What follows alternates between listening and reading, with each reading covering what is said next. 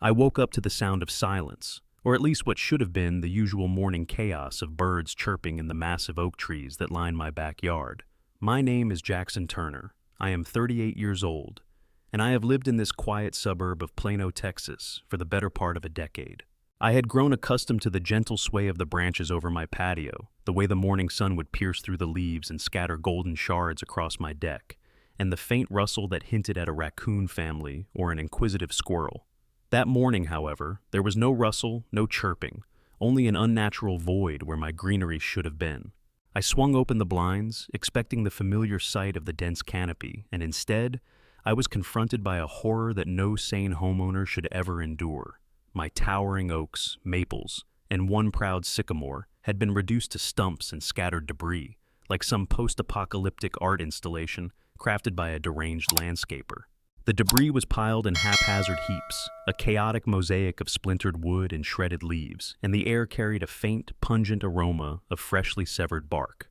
I immediately thought about my neighbor, Thomas Reynolds, a man who looked like he had been designed in some twisted genetic lab to be the perfect suburban nuisance. He was tall, pale, with a smile that suggested he knew the intimate details of other people's private affairs, and a voice that carried the smugness of someone who believed himself to be untouchable. There he stood, leaning casually against his cherry-red pickup truck, wearing a shirt that was too tight for comfort and jeans that had seen better days, watching me through a pair of sunglasses that reflected nothing but arrogance. I stormed out the front door, bare feet slapping against the freshly swept patio, and my initial shock quickly transformed into righteous indignation. "Thomas!" I bellowed. "What the hell do you think you are doing?" He turned, as though startled by a noise he did not recognize as real, and then smirked in a way that suggested he had been expecting my arrival all along. "Good morning, Jackson," he said in a tone that could only be described as syrupy with malice. "I see you noticed my work." My palms curled into fists, and I could feel my pulse hammering in my temples. "Your work? These were my trees, my property. You do not have any right to cut them down." Thomas spread his arms theatrically, as if he were auditioning for a community theater production of a villain, and shrugged. "Technically, they were encroaching on my view," he said. "And technically, I am going to charge you for the cleanup." The words hit me like a brick through a window. My neighbor had not only destroyed my property without consent, but now he had the audacity to present himself as a benevolent contractor, expecting payment for something he had orchestrated with malicious intent. I felt my stomach churn with a cocktail of rage and disbelief, the kind of visceral, gut-twisting anger that can only be born when someone violates not just your property, but your sense of reality. I tried to reason with him, my voice rising steadily, echoing off the beige siding of our suburban facades, but every word was met with a glib counterpoint, a smirk, or an interruption so absurd it could only belong in a parody of suburban warfare. Jackson," he said, wagging a finger as if he were a schoolteacher correcting a poorly behaved student. "Do not get upset. I am simply providing a service. You see, the trees were an obstacle to progress. They blocked the sunlight from my solar panels. They were a hazard to the neighborhood. I am merely a visionary, an agent of ecological justice." I blinked, dumbfounded. This man, who could not tell a sycamore from a maple, was trying to frame his criminal behavior as some sort of noble environmental crusade. The absurdity of it nearly made me laugh, except that I was standing in what had once been my sanctuary, surrounded by splintered stumps and shredded roots. And then a thought hit me, a conspiratorial, almost cartoonish idea. What if this was bigger than Thomas? What if there was a hidden network, a shadow cabal of suburban elites who were systematically removing trees to control sunlight, manipulate air currents, or, dare I say it, alter the local property values in ways that only they could profit from? I could almost see the headlines: Plano conspiracy, neighborhood tree cartel, exposed by one vigilant homeowner. My initial shock began to morph into a fevered plan of action. If Thomas thought he could intimidate me with audacity and charm, he had severely underestimated the lengths to which a man of principle would go to reclaim what was his, and to teach a lesson in neighbor revenge that would echo through the cul-de-sacs of Plano for years to come. I spent the next hours surveying the battlefield, each stump a monument to Thomas's arrogance, each pile of debris a symbol of suburban betrayal. I took photographs with a meticulous eye, capturing the angles of the cuts, the extent of the destruction, and the precise locations of fallen branches. I recorded videos, narrating every detail with a gravitas that would have suited a courtroom documentary, though I had not yet decided if I would go down the legal path or the more creatively vindictive path of a neighborly payback. I even sketched maps of the yard, noting the positions of my remaining trees, the line of sight from Thomas's porch, and the potential vantage points for surveillance.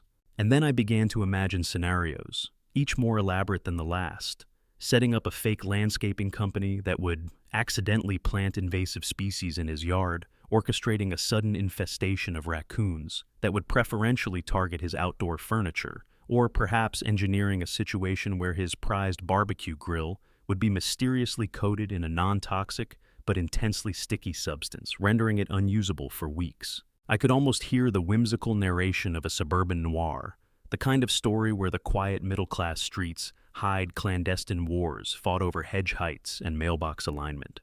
Every plan was tinged with humor, every revenge plot a parody of justice, yet beneath it all simmered the seriousness of my mission: reclaim my property, assert my rights, and ensure that Thomas Reynolds would never again confuse audacity with entitlement. By mid-afternoon, I had transitioned from shock to meticulous scheming. I posted subtle warnings in neighborhood forums about unsanctioned tree cutting, consulted with a lawyer specializing in property disputes, and even contacted the local news outlet under the guise of reporting a strange pattern of suburban sabotage. Thomas, oblivious to the layers of my planning, continued about his day, mowing his lawn and waving at neighbors as if nothing were amiss. But I could sense the shift. Even his confident grin faltered slightly when I caught him through the corner of my eye, carrying a clipboard and muttering to himself. My mind raced with possibilities, each one more theatrical than the last. By evening, I had drafted a dossier of evidence, annotated with timestamps, photographs, witness statements from neighbors who had shaken their heads at his audacity, and detailed diagrams of the crime scene. I even included speculative sketches of the potential suburban conspiracy, complete with arrows and red circles, all intended to make Thomas question not only his actions, but the very reality of the neighborhood he thought he controlled. That night, as I sat on what remained of my patio, a single lamp casting shadows across the empty stumps, I realized something fundamental. Revenge was not merely about retaliation. It was about storytelling, about creating a narrative so absurd, so theatrical, so infused with the logic of poetic justice, that my neighbor would live in the story, haunted by it, forever aware that audacity without accountability was a fool's game. And so the first act of neighbor revenge had been written, and I was ready to begin the performance, knowing that the suburban stage was set for a confrontation that would blend reality with parody, seriousness with satire, and property law with a touch of the fantastic. The next morning, I awoke to a sense of purpose I had never experienced before. The destruction of my trees had shifted something deep within me, a latent streak of vindictive creativity I had thought dormant since college prank wars. I showered, dressed carefully in khaki pants and a crisp white shirt, the uniform of someone about to conduct a suburban investigation, and stepped outside into the ghostly remains of my once lush backyard. The stumps jutted out like jagged teeth, and the piles of debris had settled into a chaotic sculpture of betrayal. I walked among them, feeling the splinters beneath my feet, as if each one were a token of Thomas Reynolds' hubris, a breadcrumb trail that would lead me to poetic justice. I grabbed my phone and began filming, narrating with the gravitas of a seasoned documentarian. Here lies what once was a sanctuary. Here lies the evidence of audacity, of entitlement, of a neighbor who has misjudged the boundaries of decency. I imagine this footage appearing on a local morning news segment, Thomas's smug face plastered across the screen, as he realized that the suburban ecosystem had turned against him. By late morning, my plan had begun to take shape in earnest. I created an elaborate spreadsheet, categorizing the debris by type, estimated volume, and potential resale value if one were inclined to repurpose it, which, in my increasingly theatrical fantasy, would become part of a convoluted plot to expose Thomas as both a thief and a fraud. I reached out to a small crew of local landscaping specialists under the guise of seeking advice. In reality, I was planting seeds of confusion, giving them subtle instructions to photograph, document, and, when appropriate, leave minor but noticeable marks suggesting unauthorized activity, all designed to make Thomas believe that the entire neighborhood was in on some grand conspiracy. Each phone call, each email, felt like a chess move in a game I was inventing as I went along. Blending legal strategy with psychological warfare, suburban theatrics with absurdity bordering on parody. I wandered through my neighborhood in the early afternoon, notebook in hand, taking detailed notes on Thomas's habits, observing from behind parked cars and partially concealed shrubs. He had no idea that I had become both playwright and audience, orchestrating a narrative in which he was the unwitting protagonist of his own humiliation. I noted the times he left for errands, the route he took, the frequency with which he checked his mailbox and waved at neighbors as if signaling dominance. Each observation became fodder for my mental storyboard, scenes populated with dramatic tension, ironic coincidences, and carefully placed evidence that could later be leveraged for maximum effect. I even began to entertain the idea that perhaps Thomas was not acting alone, that he had allies among the homeowners association or secret local committees, and that my campaign of neighbor revenge would need to account for a shadow network of suburban operatives who sought to manipulate property values through intimidation and strategic deforestation. The thought made me chuckle, and yet, in that chuckle, I sensed the kernel of real strategy. One could never underestimate the power of perception, the way a neighbor's fear of social embarrassment could be as effective as legal recourse. As dusk approached, I implemented the first phase of my plan. I positioned cameras in discrete locations, ensuring they would capture every interaction, every gesture of Thomas's arrogance, every attempt to assert control over my property. I created fake incident reports, drafted with a flourish of forensic language that suggested a history of suspicious behavior, and left them in places where they might be discovered by anyone curious enough to explore the debris field. I even went so far as to contact a freelance graphic designer to create mock logos for a fictitious suburban compliance agency, complete with letterhead and official-looking insignia, so that when Thomas received correspondence from them, he would be forced to question reality itself. Each step was calculated, each action designed to heighten the drama, to escalate the absurdity, and to reinforce the narrative that Thomas had entered a story far larger than his own imagination. That night, I sat on the edge of what remained of my patio, a single lamp casting shadows across the jagged stumps. I sipped a glass of bourbon, the amber liquid warming my chest as I envisioned the unfolding chaos. I could see Thomas pacing in his living room, muttering to himself, trying to rationalize the inexplicable occurrences, the mysteriously rearranged debris, the anonymous photographs left on his doorstep, the fabricated letters from the phantom agency. In my mind's eye, he was slowly being drawn into a web of confusion and suspicion, each thread of my design tightening, each calculated action amplifying his anxiety. The scenario was almost fantastical, a suburban fable in which a single homeowner leveraged ingenuity, theatrics, and the power of perception to confront audacity with creativity, legality, and humor. Over the next few days, I continued to escalate.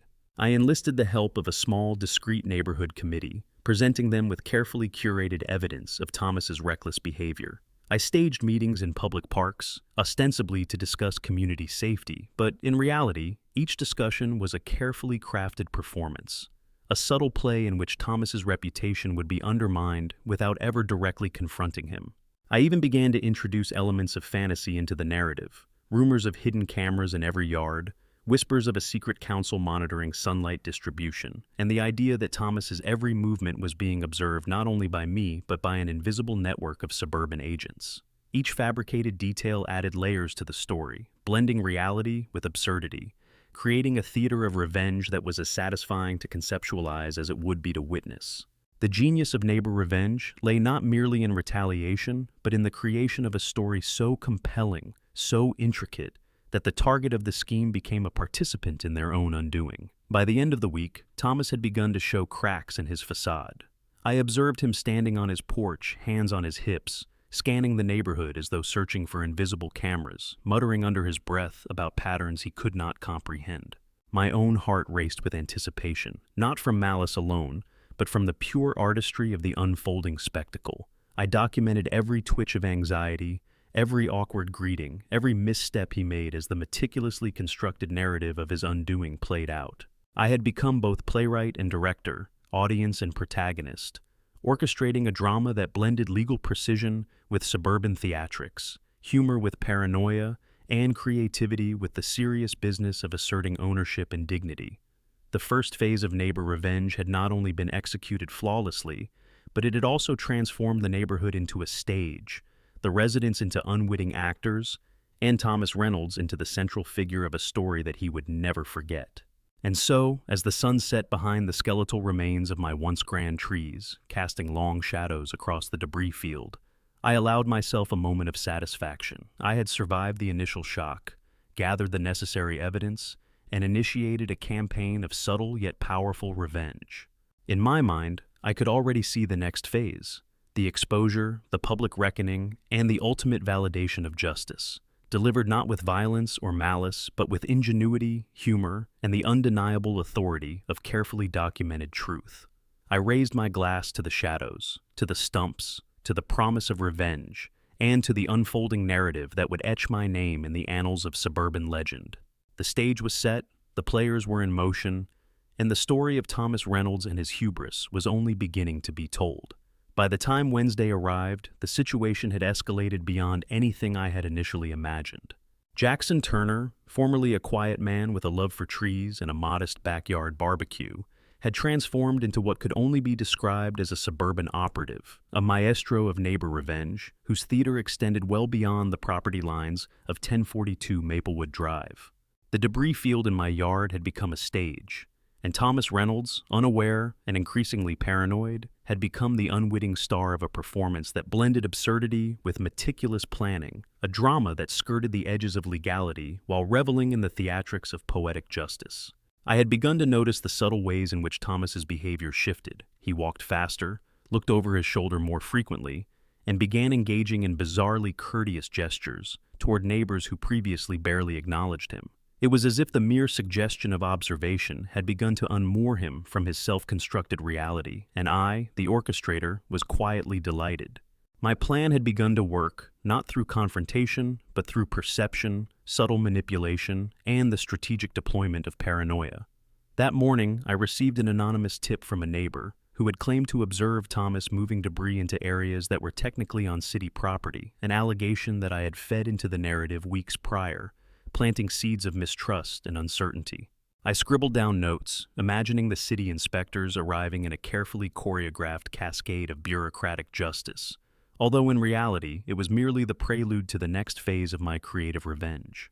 I also began distributing subtly altered community newsletters that suggested increased surveillance and neighborhood oversight. The text was innocuous, almost banal, but sprinkled throughout were references to Thomas's recent aggressive landscaping activities, possible misuse of common property, and unexplained changes in foliage patterns.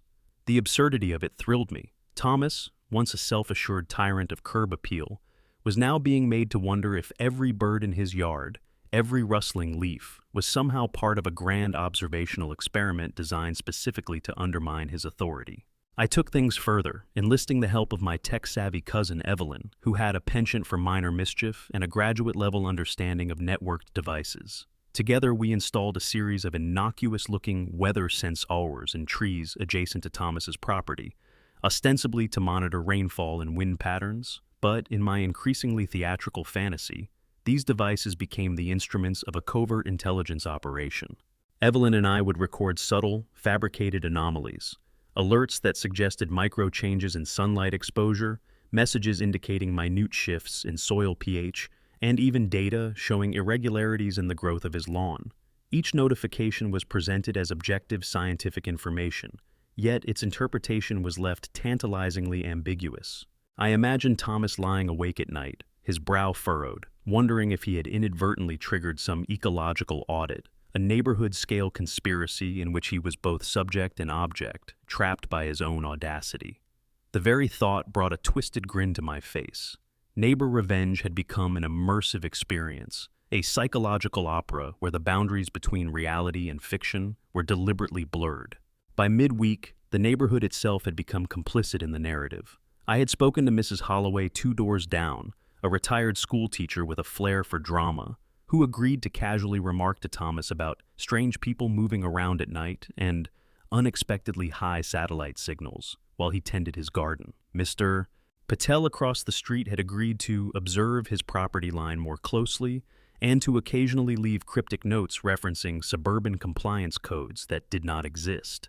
Each subtle action contributed to the illusion of a vast, orchestrated surveillance network, and Thomas, ever meticulous in his own eccentricity, was beginning to crack under the weight of imagined scrutiny. I watched him from my kitchen window as he measured angles with a protractor, adjusted his sprinklers obsessively, and muttered about patterns that do not align, each twitch of concern feeding the escalating narrative I had carefully cultivated. The pièce de résistance arrived on Friday. I orchestrated what I referred to internally as the phantom arborist intervention. Under the cover of dawn, a van bearing a fictitious company logo arrived on the street. It was manned by two of my friends, dressed in khaki uniforms with official-looking patches that proclaimed their authority in environmental compliance. They spent the better part of 2 hours measuring stumps, taking notes, and placing small flags around Thomas's property, all while maintaining a perfectly neutral demeanor. From my vantage point, I observed Thomas watching through a narrow gap in his curtains, his eyes widening in disbelief as the officials recorded meticulous measurements of what he considered his domain. He shook his head, whispered profanities under his breath, and began pacing, the absurdity of the spectacle beginning to tip into a feverish paranoia. The timing was perfect. His habitual mid-morning coffee had been disrupted, his daily routine thrown into disarray, and he was now forced to confront a reality that seemed both authoritative and surreal, a performance of neighbor revenge that merged legal pretense with theatrical absurdity. By mid-afternoon, Thomas began to engage in overt acts of self-sabotage. He attempted to rearrange his own landscaping to preempt the arborist report, inadvertently creating chaotic patterns that drew whispers from passers-by. He called the city's non-emergency line repeatedly, only to be redirected or placed on hold for hours, which only added to his growing sense of impotence. I, of course, maintained the role of the calm observer, documenting each episode with the meticulous eye of a filmmaker, each video a potential exhibit in a narrative that would forever enshrine Thomas Reynolds as the man undone by hubris, obsession, and the quiet ingenuity of a neighbor scorned. My own imagination ran wild, envisioning headlines in local papers. Plano man haunted by phantom arborists. Neighborly justice. One man's fight for his trees becomes suburban legend. And unseen forces in Maplewood Drive. The stories were absurd, bordering on parody, yet they carried the kernel of truth. Thomas had overstepped, and now he was living inside the very narrative he had ignored.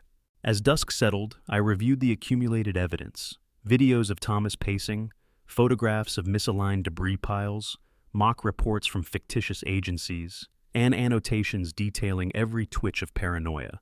I sat back in the skeletal shade of the remaining stumps, glass of bourbon in hand, and marveled at the unfolding opera of revenge, humor, and psychological precision. Neighbor revenge, I realized, was no longer about restitution or compensation. It had evolved into an immersive performance, a narrative in which reality and fantasy intertwined, each action escalating toward a climax only I could foresee. The stage had been fully set, the audience unknowingly complicit, and Thomas Reynolds was now the central figure in a drama that he could not script, control, or escape. The final act loomed ahead, promising resolution, vindication, and the ultimate reminder that audacity, when met with creativity, documentation, and theatrical subtlety, could be undone in ways both absurd and brilliantly satisfying. Saturday morning dawned with an almost theatrical brilliance, the kind of crisp sunlight that made every suburban lawn gleam as if it were participating in some unseen competition. I stood at the edge of my yard, surveying the remnants of my once lush trees, which now resembled jagged monuments to human folly. Thomas Reynolds had been in a state of escalating paranoia for days, his previously confident demeanor fractured by the phantom surveillance, the fabricated agencies, and the absurdly meticulous attention I had paid to every detail of his incursion. I sipped my coffee and allowed myself a small, private smile. The final act of neighbor revenge was ready to unfold, a culmination of strategy, theatrics, and psychological mischief that would not merely settle scores, but transform the neighborhood into a stage for suburban legend. By mid-morning, I had orchestrated a series of events designed to push Thomas beyond the brink of plausible explanation. I enlisted the help of a few willing neighbors, briefed them on the narrative, and instructed them to behave with the utmost normalcy while subtly implying that they were in on a secret campaign of oversight. Mr. Holloway, Mrs. Patel, and even the taciturn old Mr.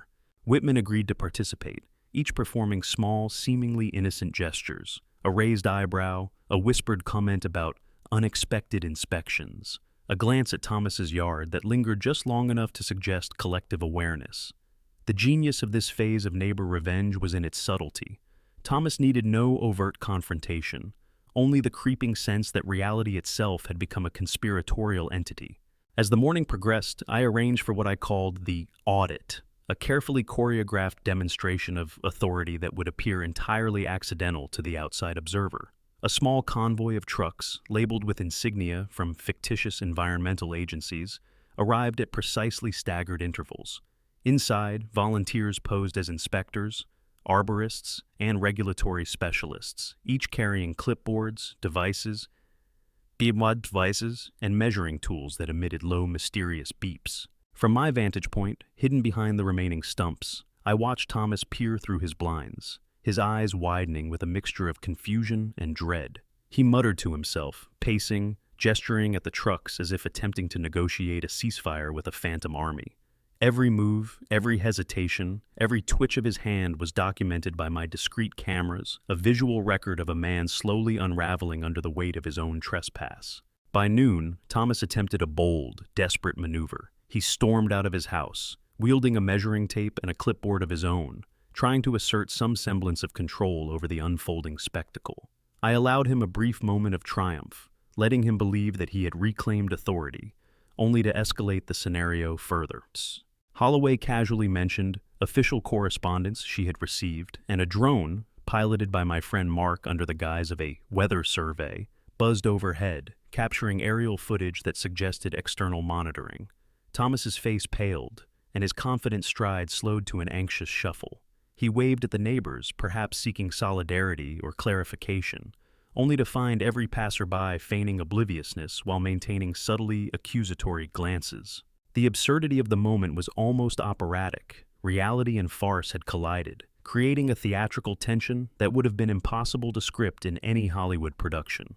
I approached Thomas at just the right moment, carrying a large envelope, thick with papers that looked official, but contained only carefully curated documentation of his own trespass, his actions, and the fabricated inspections and alerts that had dominated the past week. I smiled politely, as if nothing were out of the ordinary, and handed it to him. He took it with trembling hands, and as he scanned the contents, his eyes darted between the photographs of his misadventures, the charts of debris piles, and the letters from the imaginary agencies. His posture slumped, the arrogance that had characterized him since the initial tree-cutting incident evaporated in a matter of seconds. I allowed a measured pause before speaking. "Thomas, perhaps this will help clarify the extent of your actions and their impact on the neighborhood. I hope it also gives you perspective on why boundaries matter." There was no anger in my voice, only calm authority, the calm of someone who had turned chaos into art, who had transformed a simple act of property destruction into a performance of epic psychological proportions. Over the next hour, the climax of the narrative unfolded with near-perfect symmetry. Neighbors, now fully in on the orchestration, began casually remarking on the importance of adherence to local ordinances and the potential consequences of unilateral landscaping. Thomas shuffled papers, muttered under his breath, and attempted to justify his actions. Yet each excuse was quietly undermined by evidence, perception, and social pressure. I remained detached, the quiet architect of neighbor revenge, allowing the absurdly elaborate network of observations, rumors, and staged events to do the work. By late afternoon, the transformation was complete. Thomas was humbled, cautious, and visibly shaken, having experienced firsthand the consequences of overstepping boundaries and underestimating the creative resolve of a neighbor scorned. Finally, I convened a small gathering of key participants to reveal the truth.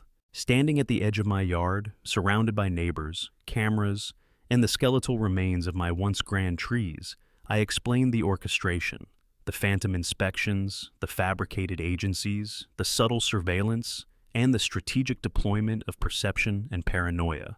Laughter rippled through the group as Thomas, now fully aware of the theatricality and absurdity, attempted to reconcile his outrage with the humor of the situation. He was both embarrassed and oddly impressed. The creativity, patience, and psychological finesse required to execute such a complex campaign of neighbor revenge had left its mark.